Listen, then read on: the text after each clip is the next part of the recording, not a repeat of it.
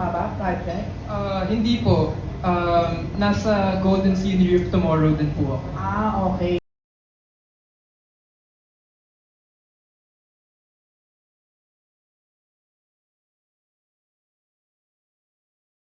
Okay, so ito yung second. Opo, tama.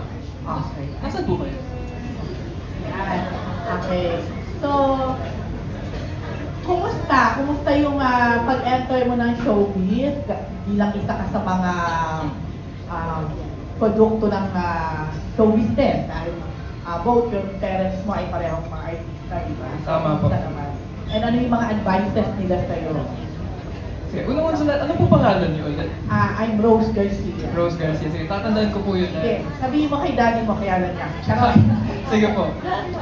Okay, so, sabi mo nga, parehas ng magulang ko, artista din. So, bata pa lang ako.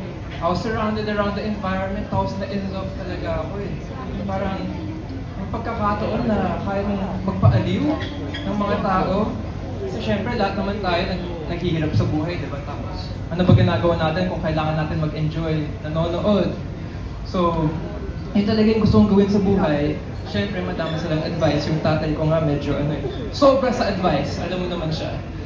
Pero yung mom ko, siya talaga yung bumuo sa akin bilang lalaki. Yung kailangan mo respeto, kailangan mo maging magalang, kailangan mong magsikap kasi wala namang libre sa buhay.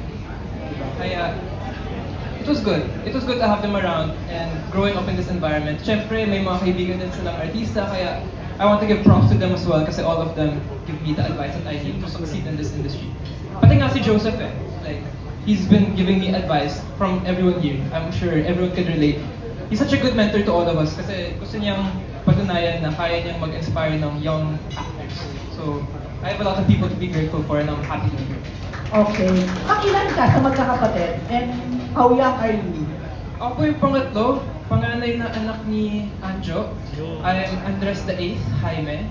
Apat kaming magkakapatid and I am 22 years old. Okay.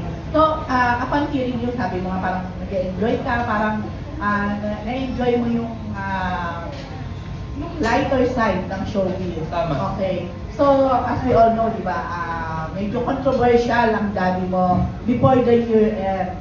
Paano mo yun hinahandle, yung ganon? Okay, well, yung tatay ko kasi, at the end of the day, he's my dad. Siyempre may trabaho siya, at sa bahay, tatay ko talaga siya. So, nakikita ko talaga yung pinagdadaanan niya. Alam ko naman, pasensya po sa lahat na may nagagawa siyang mali. At naiintindihan ko naman na ganun talaga.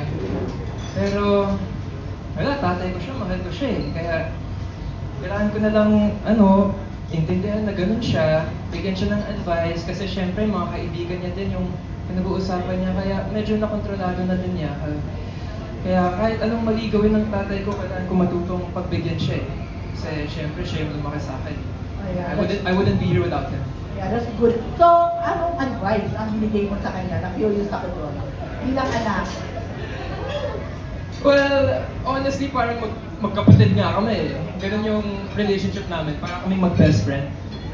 Yung sasabi ko lang sa kanya na, alam mo, minsan kasi sa buhay, kailangan i-keep private. Diba? Like, syempre, artista tayo, we're in the spotlight, but some things need to keep in the private. Diba? Like, kailangan, hindi naman lahat kailangan sabihin sa media na, uy, ganito ako, ganyan ako. Let's just keep it chill. That's what I do.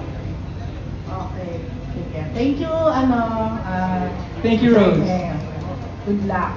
Okay. Thank you po, thank you. Last na lang.